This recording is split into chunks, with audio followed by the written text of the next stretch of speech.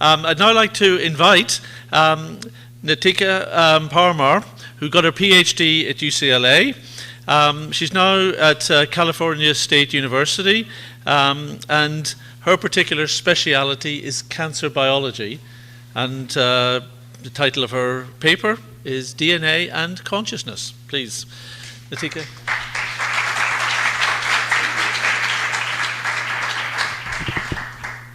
Good afternoon, everyone.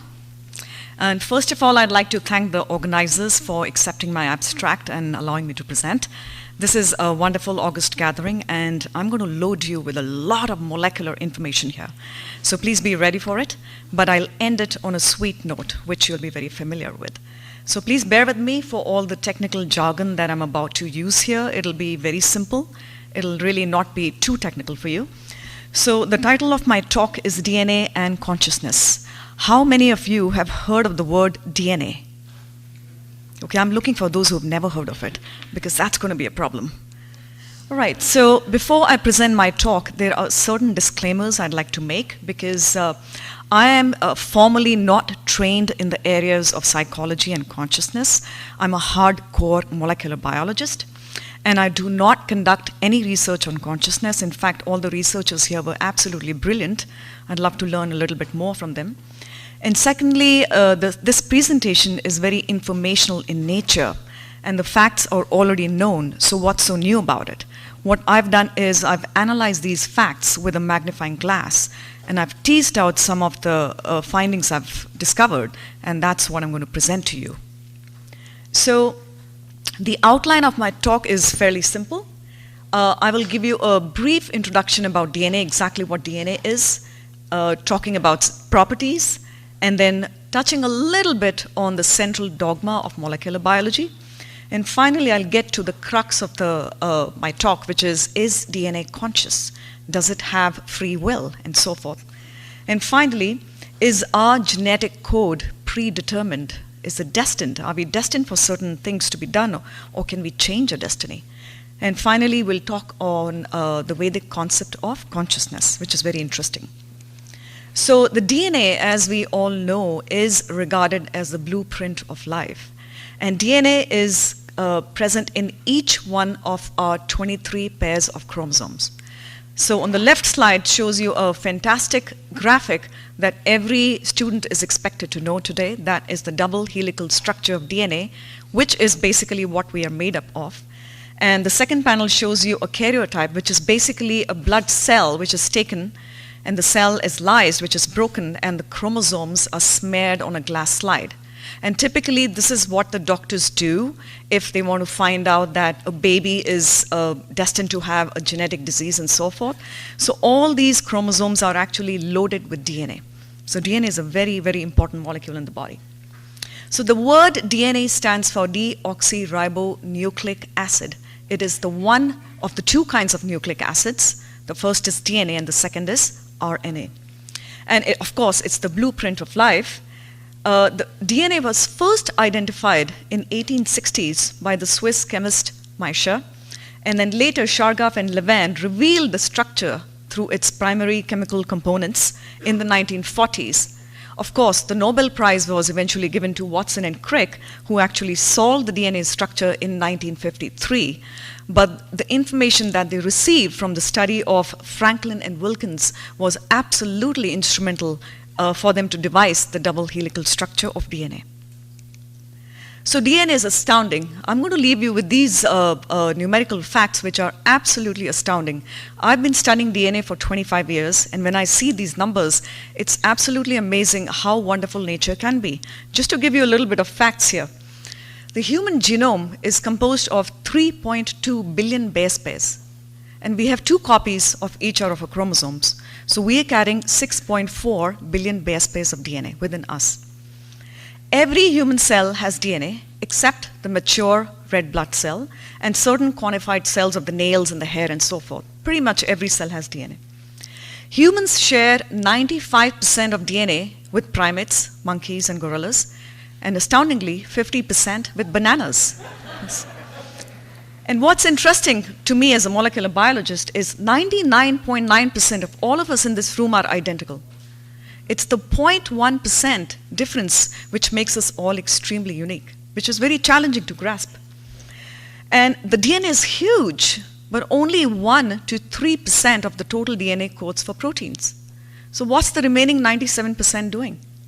It's not junk. It used to be called junk, but now it is known as regulatory DNA. And if unraveled, this is the big part, if a single cell is broken open and the entire DNA is unraveled, each DNA would measure 6 feet long. And each one of us has 100 trillion cells. So you do the math. Take out the DNA from each one of those 100 trillion cells, and guess how long would that be? That would be several trips to the sun and back. And that's the amount of DNA that we are carrying in our body. It is compacted about 200,000-fold. So hopefully by the end of this talk, you'll have much more respect for your DNA, considering how great it is. So I'm going to talk a little bit about the properties and not get too much into the science. These properties are very important to understand why DNA can be regarded as a conscious molecule. So the chemical, mechanical, biological, informational, and electrical properties. So chemically, it is a double helical structure composed of 3 separate components, a sugar, a phosphate, and a base. The helix is anti-parallel in nature. That's a double helical structure, which pretty much every student knows now. The backbone is composed of sugar and phosphates, and there are 4 bases which are lined internally, and these are stacked on top of each other like a staircase. So this DNA has polarity. One strand runs from 5' to 3', while the other strand runs in the opposite direction. And one important feature about DNA, without which none of us would survive, is it can melt. That means the 2 strands can come apart and they can go back, come apart, go back. And that is very critical for the DNA to duplicate itself. Of course, the DNA itself can be influenced by pH and solvents and temperatures in the environment. And of course, it can also be cross-linked and modified, which is very important in today's health industry for delivering drugs and so forth. So in terms of forms of DNA, we have 3 major forms of DNA, the A, B, and Z. And physiologically, in each one of our cells, it is the B form which is most predominant. The A and Z forms can occur depending on conditions of pH and salt in the cell. Mechanically, DNA is a very flexible molecule. It has high curvature, it can be bent without breaking, and it can be tightly wound too. And these dynamics are very, very important because DNA is consistently interacting with proteins. And so for a protein to interact with DNA, it's very important that the DNA is very, very flexible in nature. Likewise, DNA can also interact with electromagnetic radiation. DNA can absorb light. Depending on whether DNA is double-stranded or single-stranded, it will have different capacities to absorb light. And this is very important to us in our experimentation when we are dealing with isolation of DNA and looking at its quality. Electrically, this is a very new field which I'm really not an expert in. This is known as nanobiotechnology, where DNA is found to have insulating properties, and it can be placed between 2 electrodes where it will function as a molecule which is capable of transmitting information. And finally, that's where I come in. This is what I study. What are the informational properties of DNA? And does anyone know what this table is? Although I've written it there, this is the code of life. This is the genetic code, which is basically a combination of different nucleotides in a triplet form, which will be converted into amino acids, which will be converted into proteins, and basically how proteins function within us is going to determine how healthy we are going to be. And biologically, DNA is a very, very active molecule. It duplicates itself, it can transcribe into an RNA molecule, and the RNA can be converted into a protein molecule. And this is where I mentioned that I've been trained in a hardcore molecular sciences. This can be very technical, but all these parameters of DNA are very important in determining how DNA is functioning as the blueprint of our life. So, let's talk a little bit about the central dogma of molecular biology. Even in molecular biology, there is a basic tenet on which everything is based. So essentially, we have 3 molecules, the DNA, the RNA, and the protein. And theoretically, this is only on paper, DNA can be converted to RNA, RNA can be converted to protein, and theoretically, protein should be able to be converted to DNA, but this never happens. What essentially happens is the central dogma. DNA is transcribed into RNA, which is the intermediate molecule between DNA and protein, and RNA is converted into protein itself. So this was the central dogma which persisted for several years, because initially it was thought that there is only one arrow, DNA going to RNA and RNA going into protein. And this dogma existed for several years. Later, this dogma was violated extensively through the discovery of various new enzymes, namely the discovery of reverse transcriptase, which is basically an enzyme which is found in viruses such as retroviruses, which cause HIV, the HIV which causes AIDS. And essentially, what retroviruses showed was RNA can in fact be converted back to DNA. So a new arrow was placed in the central dogma, which shows that RNA can revert back to DNA. And this, of course, opened up the whole new theory of whether DNA is the origin of life, or is it really RNA the origin of life. And that debate is consistently ongoing. So second discovery was the observation of long non-coding RNA molecules, and this is a whole area in itself essentially. Thirdly, there was a discovery of prions, which suggested that the genetic information is not passed on by DNA, but genetic information can also be passed on by proteins, which was a huge discovery. So I'm going to skip these. These are just graphics which show you how the central dogma was violated by various discoveries. So is DNA conscious? So the whole important point is, how do we define consciousness? So for consciousness, it is important that it be autopoietic, that means self-maintaining, dynamic, and evolving. And all these three parameters, as based on the properties I showed you, are actually shown by DNA. And consciousness is constructed of its own constituents, such as emotions, perceptions, and so forth. So where does DNA come in? So according to Freud, there are three levels of awareness or consciousness, which I have teased out and sort of corroborated with the way I study DNA. There's a pre-conscious stage, which I consider to be a double-stranded DNA, the conscious stage to be the single-stranded DNA, and the unconscious stage to be known as the triple helix, which is a very unique form of DNA. Likewise, according to the Mandukya Upanishad in the Vedic conception, there are four phases: the waking phase, the dreaming phase, the deep sleep, and the pure absolute phase. So for all the first three phases, I have a molecule which I can say is corresponding to these three phases, but I don't have a molecule which corresponds to the highest phase, which is the phase of pure absolute. So does DNA have its free will? I'm going to ask you a question now. If you had a choice of becoming old in life or getting cancer, what would you choose? Okay, that's exactly what DNA is doing. DNA has free will. Given a choice, DNA makes proteins which will allow it to become old rather than causing it to carcinogenesis or cause cancer. Likewise, DNA codes for enzymes which will degrade itself. DNA has also capacity of coding enzymes which can fix its errors.